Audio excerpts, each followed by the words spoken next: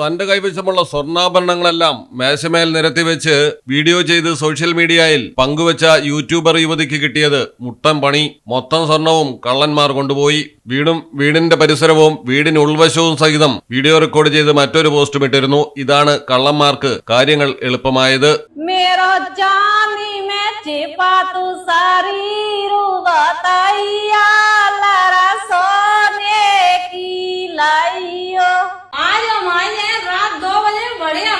घर में पूरी गोंडली में तारा फैंसी है काट के तब अंदर आए चूरन की हौसला तो देखो, पर अब की वो मोदे जूझ गई है। मैं भाई पूरी कोशिश करा मुझे जब तक मैं पकड़ ही ना जाए तब तक मैं चैन से बैठा हूँ नहीं। മധ്യപ്രദേശിലാണ് സംഭവം. ശിവപുരി ജില്ലയിലെ മോഹിനി ഗ്രാമത്തിൽ താമസക്കാരിയായ രചന ഗുജ്ജാറാണ് വടി കൊടുത്ത് അടിമേടിച്ചത്.